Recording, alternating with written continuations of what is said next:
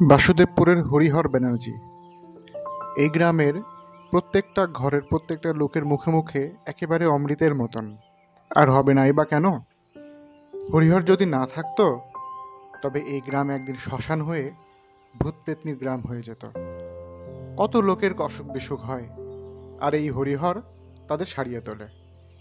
কার কুষ্ঠ, কার কলেরা, দিনে দুপুরে রাতে যখনই ডাকে তখনই ছুটে যায় হরিহর। ডাক্তারটা ছিল বড্ড গরিব, আর গরিব হবে নাই বা কেন? কখনো মুখ ফুটে একটা পয়সা চাইতো না, চাইলেই বা দেবে থেকে।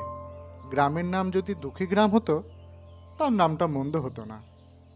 25 বছর ধরে ডাক্তারি করেছে হরিহর। ছোটবেলা থেকেই তার ইচ্ছে ছিল বড় হয়ে ডাক্তার হবে, ডাক্তার হয়ে সে মানুষের সেবা করবে। তাই আজ অবধি মানুষের সেবাই করে চলেছে। গ্রামের লোকজন অবশ্য ডাক্তারি ফি বাবদ পয়সা করে দিতে পারত না, কিন্তু দেবতার মতো সম্মান ও শ্রদ্ধা করত।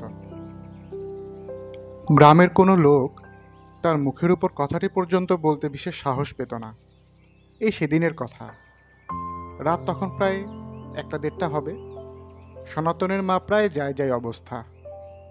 3 মাস ধরে বুড়ি ভুগছে। যমদূত প্রায় ঘরের চৌকাঠে বসে আছে বললেও চলে, কিন্তু চৌকাঠের ভেতরে প্রবেশ করতে দিচ্ছে না ওই হরিহর ডাক্তার। কি যেন একটা বুকের ব্যামোয় ভুগছে ওই বুড়ি। বুড়িকে দেখে ডাক্তার সমস্ত ওষুধপত্র দিয়ে বেরোলো। তখন প্রায় রাত 2:30 বাজে। বুড়ি দিব্যি নাক ডেকে ঘুমোতে লাগলো। বাড়ির বাইরে এসে বুড়ির ছেলে ডাক্তারকে এগিয়ে দিতে চাইল, কিন্তু ডাক্তার বারণ করতে সে আর এগোলো না। কারণ সে কেন, গ্রামের কেউই হরিহরের মুখের উপর বিশেষ একটা কথা বলতে সাহস পায় না। আসার সময় হরিহর সনাতনের সঙ্গে ডান দিকের পথ ধরে এসেছিল। অবশ্য একটু বেশি পথ হাঁটতে হয়েছিল, কিন্তু বাঁ দিকের পথ ধরে গেলে হরিহর ডাক্তারের বাড়ি খুব কাছে হয়। কিন্তু লোকে বলে বাঁ দিকের রাস্তাটা নাকি খুবই বিপজ্জনক। ওদিকে সন্ধ্যের পর কোনো মানুষজনই ওই পথে হাঁটে না। ওদিকে গেলে একটা পোড়ো বাড়ি পড়ে। দিনের বেলা অবশ্য সেই বাড়িতে গ্রামের ছোট ছোট ছেলেরা খেলাধুলা করতে যায়, কিন্তু সন্ধে হলে সেই বাড়িতে আর কেউ যায় না। ডাক্তার সুবিধের জন্যই বাঁ দিকে রাস্তা ধরে হাঁটতে শুরু করলো। দূর থেকে সনাতনের নজরে পড়ল। সে ডাক্তারবাবু ডাক্তারবাবু বলে চেঁচাতে চেঁচাতে হরিহরের সামনে এসে বলল, এই পথ দিয়ে যাবেন না গো ডাক্তারবাবু। কেন, কি হয়েছে? রাতের বেলা এই পথ দিয়ে কেউ যায় না। এই পথ দিয়ে গেলে আপনার বিপদ হতে পারে। ডাক্তার ধমক দিয়ে বলল, দূর, আমার আবার বিপদ? আমার আবার বিপদ কি রে? তুই যা, ও আমি ঠিক চলে যাব। বুঝিস না, এদিক দিয়ে গেলে আমি একটু তাড়াতাড়ি যেতে পারবো। ওদিকে আমার বউ যে আমার জন্য পথ চেয়ে বসে আছে। যা যা। সনাতন আর বিশেষ কিছু বলতে সাহস পেল না, শুধু মনে মনে দুগ্গা দুগ্গা নাম করতে লাগলো। তারপর ভাবলো, দেবতার কি কখনো ক্ষতি হয়? সামনের দিকে তাকালে ধুধু প্রান্তর, চাঁদের আলোয় সবুজ প্রান্তর কেমন যেন কালচে রূপ নিয়েছে। কিছুটা পথ যেতেই কে যেন চেঁচিয়ে উঠল, ডাক্তারবাবু, ও ডাক্তারবাবু, আমার সঙ্গে শিগগিরই একবার চলুন। ডাক্তার দেখলো ধুতি পাঞ্জাবি পরা একটা মাঝবয়স্ক ভদ্রলোক তাকে ডাকছে। ডাক্তার জিজ্ঞেস করলো, কি ব্যাপার, কি হয়েছে? আমার স্ত্রীর ভীষণ শরীর খারাপ গো, আপনি একবার চলুন। আপনি কি করে জানলেন এত রাতে আমি এই পথ দিয়ে যাব? আমি খবর পেয়েছি যে আপনি রাতে গ্রামে রোগী দেখতে এসেছেন। আপনি শিগগির চলুন, নইলে ওকে বাঁচানো যাবে না। আমার স্ত্রীর ভীষণ শরীর খারাপ, আপনি একবার চলুন। আপনি কি করে জানলেন এই রাতে আমি এই পথ দিয়ে যাব? আমি খবর পেয়েছি গো যে আপনি রাতে এই গ্রামে রোগী দেখতে এসেছেন। আপনি শিগগির চলুন, নইলে ওকে বাঁচানো যাবে না। বেচারি অনেক দিন ধরে ভুগছে। আপনাকে তো আমি আগে কোনোদিন দেখিনি, আপনি আমাকে চিনলেন কিভাবে? আমি আপনাকে ভালোভাবে চিনি ডাক্তারবাবু, আর দেরি করবেন না, পরে কথা বলবেন, এখন শিগগির চলুন। আপনাকে যেভাবেই হোক আমার স্ত্রীকে ভালো করে তুলতেই হবে। যত টাকা লাগে আমি দেব, আমার যথাসর্বস্ব দিয়ে দেব। আরে বাবা, আগে তো গিয়ে দেখি কি রোগ। লোকটা ডাক্তারের আগে আগে যেতে লাগলো। লোকটা গিয়ে ঢুকলো ওই পোড়ো বাড়িতে। এর মধ্যে ঢুকতে যাবে, ঠিক সেই সময় একটা কালো বেড়াল তার পায়ের সামনে দিয়ে চলে গেল। ডাক্তার অবশ্য প্রথমে একটু ভয় পেয়ে গিয়েছিল। লোকটার পেছন পেছন রোগীর ঘরে ঢুকলো। রোগীর ঘরটা একেবারে অন্ধকার।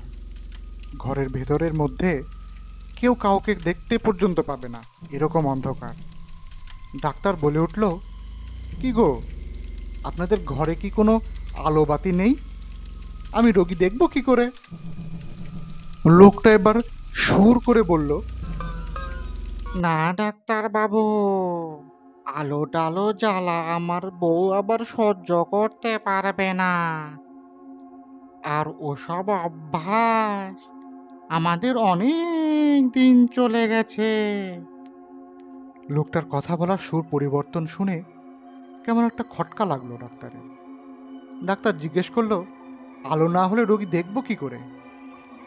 লোকটা আবার নাকি সুর করেই উত্তর দিল, ঠিক আছে, চাঁদের আলো আছে, আমি জানালাগুলো সব খুলে দিচ্ছি, আপনি রোগী দেখুন। ডাক্তার মনে মনে ভয় পেল। ডাক্তার অবশ্য ভূত পেতনিকে বিশ্বাস করে, তাই ধরে নিল এটা একটা ভূতের বাড়ি, আর এখানে সব ভূত পেতনির আড্ডা। ডাক্তারের মনে প্রচণ্ড ভয় হতে লাগলো। বুঝতে পারল ডাক্তার মানুষের রূপ ধরে তাকে ফাঁদে ফেলার জন্য এইভাবে ঠকিয়ে নিয়ে এসেছে। মনে মনে সে রাম নাম জপ করতে লাগলো।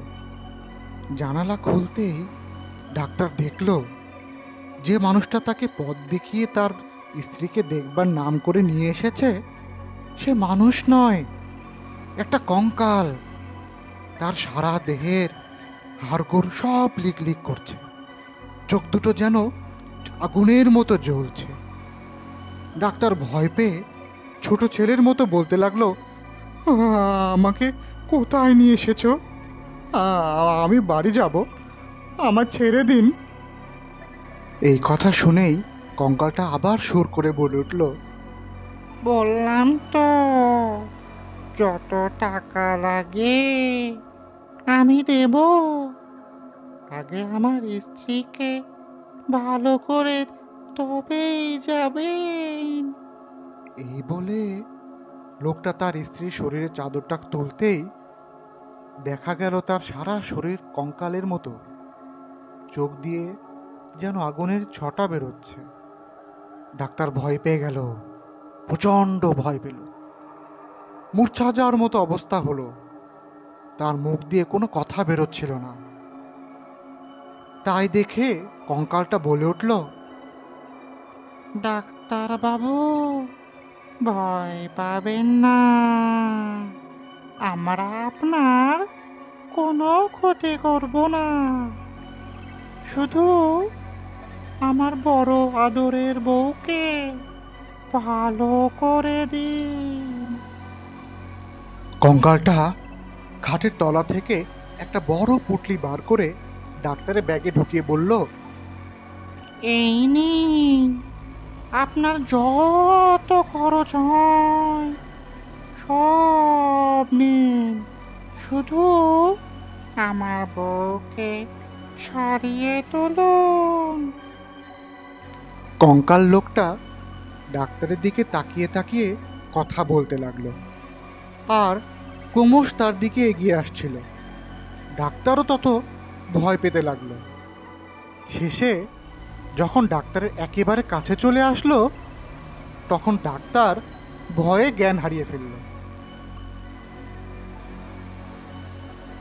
পরদিন ভোরবেলা, সূর্য তখনও মুখ দেখায়নি, ডাক্তারের জ্ঞান ফিরল। সে দেখতে পেল কোনো এক ভাগাড়ে শুয়ে আছে, নোংরা আবর্জনার মধ্যে। তার মনে ভাসতে লাগলো সে কাল রাত থেকে বাড়ির বাইরে, তার বউ ঘরে একা সারা রাত দুশ্চিন্তার মধ্যে রাত কাটিয়েছে। সারা গায়ে নোংরা লেগে আছে। তাড়াহুড়ো করে উঠে পড়ে সে বাড়ির পথে রওনা হল। সঙ্গে নিল পুটলি ভরা ব্যাগটা।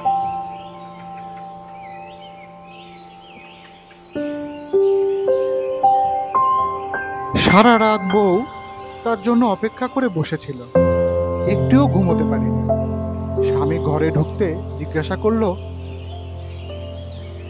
তুমি কোথায় গেছিলে? তোমার এমন অবস্থা কেন হলো? তোমার জামা কাপড় এত নোংরা, এত ময়লা লাগলো কি করে? আর সারা রাত তুমি কোথায় পড়েছিলে? আর তোমার চোখ মুখের অবস্থা এরকম ভয়াবহ কেন? ডাক্তার বউকে বলল, আমাকে এক গ্লাস জল দেবে? জল খেয়ে বেশ কিছুক্ষণ চুপচাপ বসে থাকলো। তারপর গতকাল রাতে সমস্ত ঘটনা তার মনে পড়ল। বউকে সমস্ত ঘটনা সে বলল, কিন্তু সে কিছুতেই চিন্তা করে উঠতে পারলো না যে কি করে সে ওই ময়লা আবর্জনা এলো, কে তাকে ওই আবর্জনার মধ্যে ফেললো। এখনো বুঝতে পারলে না? ওই ভূত পেতনিগুলোই রাগে রাগে ওই কাণ্ড করেছে। কথা বলতে বলতে হঠাৎ ডাক্তারের মনে পড়লো সেই পুটলিটা। সে বউকে বলল, বউ, ওই ব্যাগটার মধ্যে কোনো পুটলি আছে কিনা দেখো তো।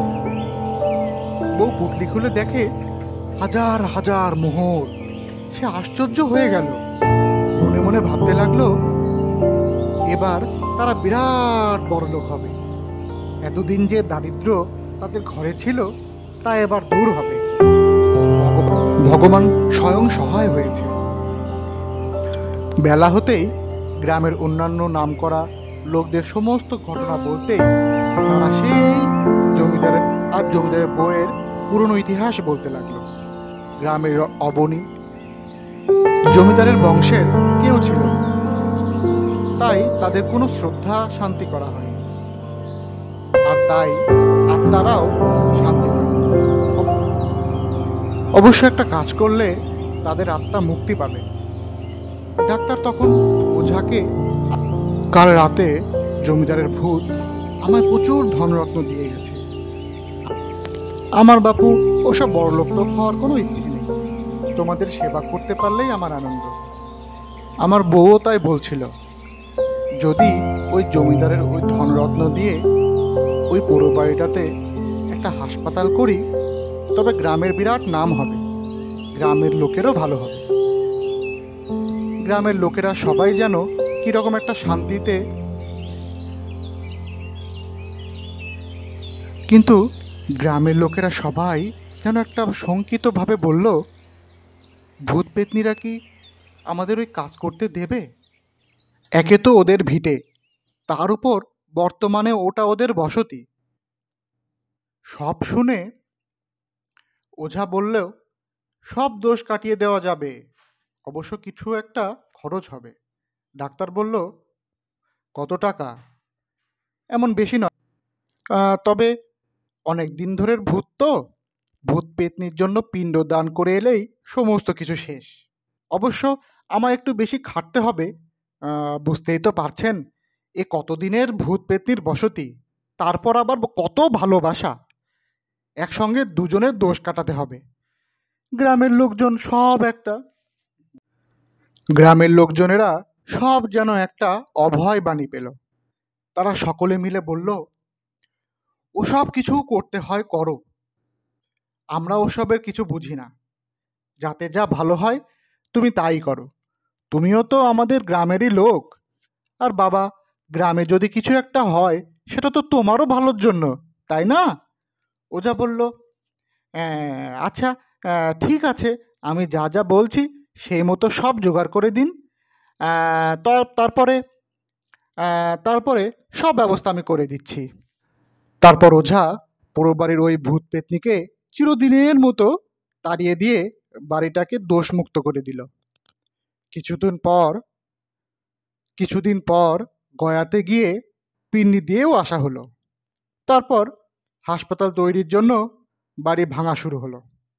হাসপাতাল একটা সময় তৈরি হয়ে গেল। গ্রামের লোকের হরিহর বাড়ুজ্যের দেবতা বলতে লাগলো। তারপর একটা সময় ওই পৌরবাড়িতে হাসপাতালও তৈরি হলো।